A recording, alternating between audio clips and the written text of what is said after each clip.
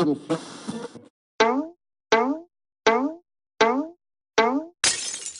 je m'arrête un instant pour te parler de ma vie, juste comme ça, tranquillement, dans un bar rue Saint-Denis, je te raconte les souvenirs bien gravés dans ma mémoire de cette époque où vieillir était encore bien illusoire.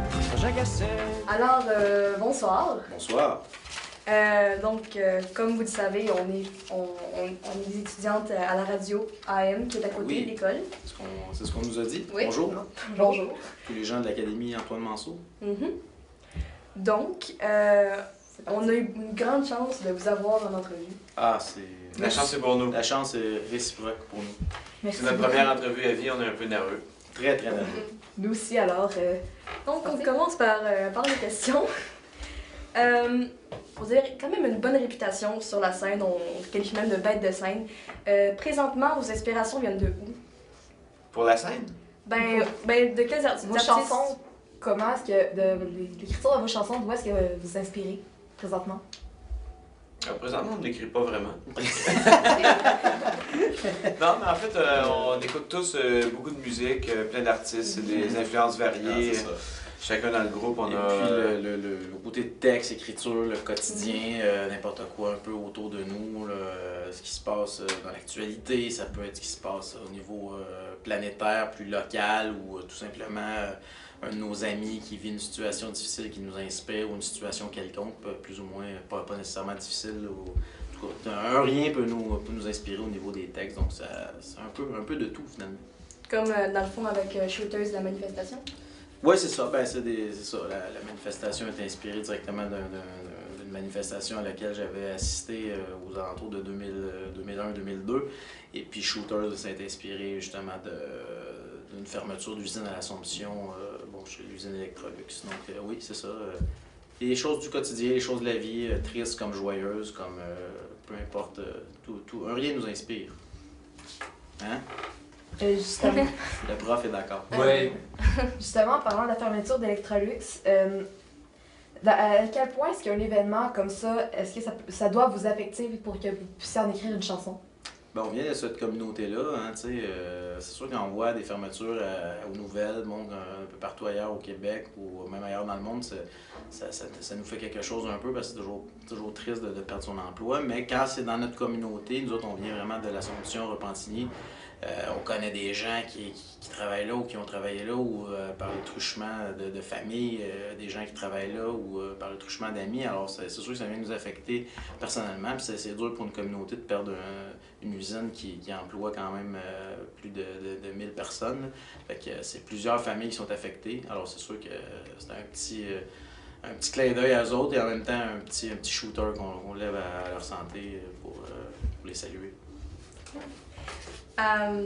Aussi, on change de sujet. Ah oui, parfait. En faisant un petit peu de petites recherches, on sait que le band a parti à l'origine au secondaire. Oui, pour Jérôme. Moi, j'étais à l'université. J'étais en âge université, mais j'y étais pas. Non, mais Jérôme avait 16 ans, effectivement, donc il jouait dans les bars un peu partout avec nous et il était dans l'illégalité totale. Mais moi, j'étais majeur, puisque j'ai 4-5 ans plus vieux que lui. Mais oui, on est parti. Mais c'est vraiment une petite histoire d'amis dans le coin. On est très jeunes. Sans se connaître depuis l'enfance, c'est comme des personnes interposées qui ont fait en sorte qu'on s'est réunis. Car Jean-François joue au hockey dans la même équipe.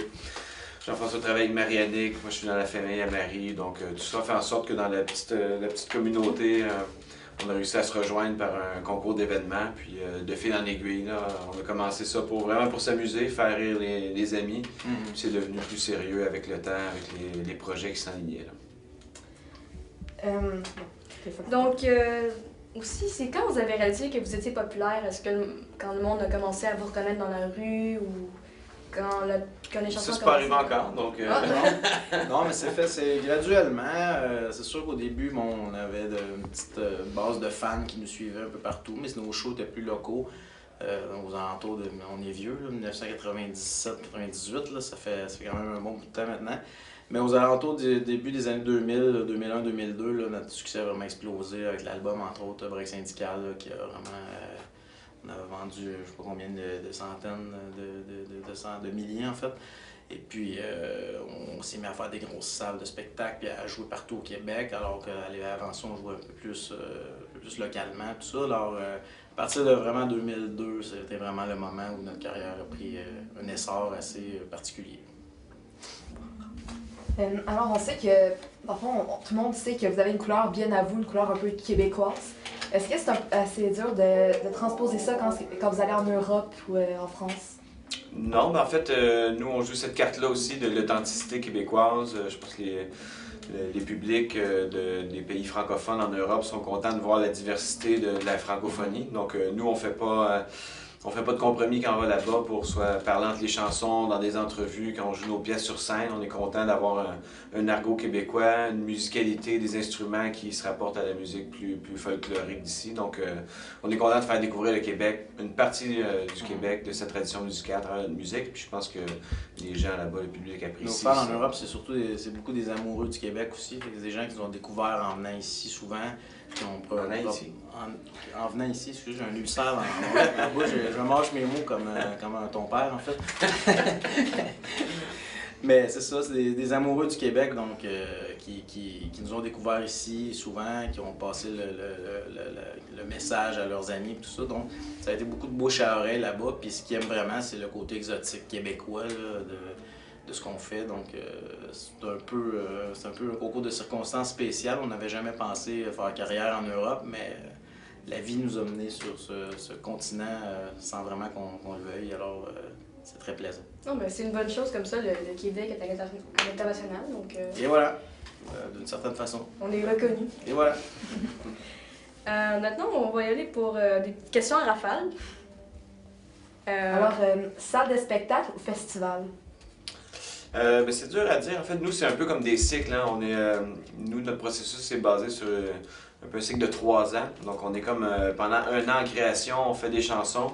Puis ça nous brûle les doigts après 1 an d'aller jouer sur scène. Donc, on commence toujours par une tournée de salle. Puis on se dit à la fin de la tournée de salle, ce serait bien d'aller en festival parce qu'on va pouvoir jouer devant les plus grandes foules, jouer dehors. Il y a des avantages à ça. Donc, on est content d'y arriver, puis après ça, on est content de retrouver à nouveau les salles de spectacle parce que ça nous permet d'être plus intimiste avec les gens, faire des shows plus longs, jouer plus de matériel. Donc, chaque partie de ce processus-là, création, spectacle en salle, en festival, là, des beaux avantages.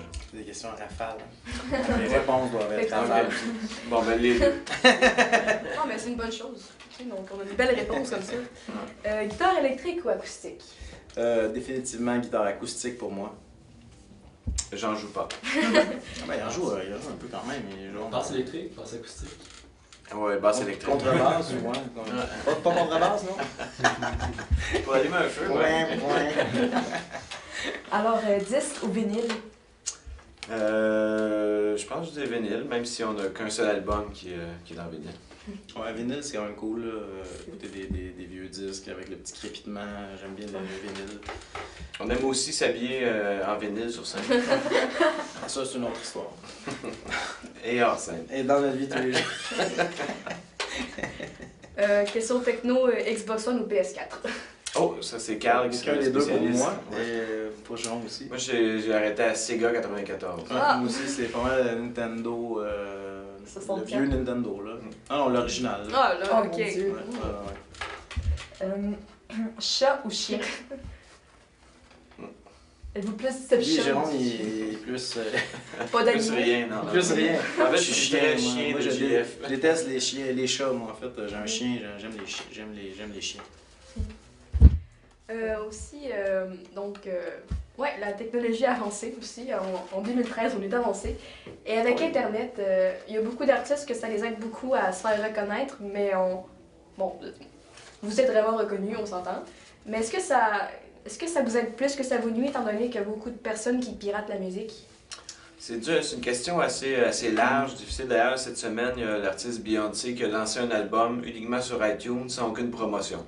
Donc, on voit que l'ancien modèle de faire un album acheté par une clientèle cible, ce modèle-là n'existe plus. Puis ça a permis, en fait, aux artistes d'éclater le développement et la sortie de leurs albums. Donc, Nous, c'est sûr qu'on en vend moins d'albums. De l'autre côté, est-ce qu'on y gagne parce que les gens découvrent nos chansons gratuitement, peut-être vont se déplacer pour venir assister à un concert. C'est très difficile de mesurer, que ce soit économiquement ou en termes de nombre de spectateurs, les gens qui nous suivent. Il se vend beaucoup moins d'albums physiques là, depuis quelques années pour tous les artistes. Mais dépendamment de tout ça, dans nos salles, on a toujours des gens qui viennent nous voir encore. Donc on se dit, bon, ils achètent peut-être plus les disques, mais ils continuent à venir nous voir en spectacle puis à découvrir nos... Puis ils connaissent les chansons quand même, fait que c'est peut-être... c'est une bonne chose en fait. Les albums maintenant, c'est plus devenu peut-être une carte de visite plus que d'autres choses. Alors qu'avant, bon, les artistes comptaient beaucoup là-dessus pour gagner de l'argent puis faire gagner leur vie en fait. Maintenant, le modèle a vraiment changé. Donc, on s'adapte à tout ça nous autres aussi. Puis je pense que c'est pour le mieux ce qui s'en vient. C'est un très bon outil pour les jeunes artistes, les artistes émergents. C'est vraiment beaucoup plus facile de se faire connaître avec les différentes plateformes, Internet, web, médias, tout ça. Donc, voilà. Alors, en tant que groupe, quel est votre plus grand accomplissement, selon vous? Moi, je dirais de la durabilité. Ouais, c'est c'est très ça, rare j'allais des dire, groupes qui passent les 15, 16, 17 ans. Là. Donc, on a eu des hauts, des bas, mais majoritairement des beaux succès à la fois personnels et de carrière. Fait que je pense d'être aujourd'hui encore ensemble, puis l'ambiance est fantastique et bonne. C'est très collégial, on a du plaisir à se retrouver. Donc, je pense qu'au-delà des nombres de disques vendus aux spectateurs, de faire la musique qu'on aime après tout ce temps, c'est un très beau cadeau. Puis en 2014, vous prévoyez d'être là encore? Vous avez des projets? Non, le groupe se finit après le spectacle ce soir. C'est notre dernier concert. C'est notre première entrevue, dernier concert. Ouais. Non, sans blague à part, oui, on va travailler des choses, des petites choses qui arrivent aussi dans nos vies personnelles, des enfants qui s'en viennent, tout ça. Fait qu'il va y avoir de l'écriture entre ça, puis éventuellement, nouvel album, c'est assurément, oui, d'ici peut-être pas en 2014, mais début 2015 ou fin 2014, mais c'est sûr qu'on va être encore là. Les planches, l'envie d'être sur scène est toujours plus fort, et puis à un moment donné, quand ça fait longtemps qu'on est loin de la scène, on a toujours hâte de revenir. Alors, aux alentours de tournant de 2014, début 2015, c'est sûr qu'il va y avoir un retour pour les Cowboys.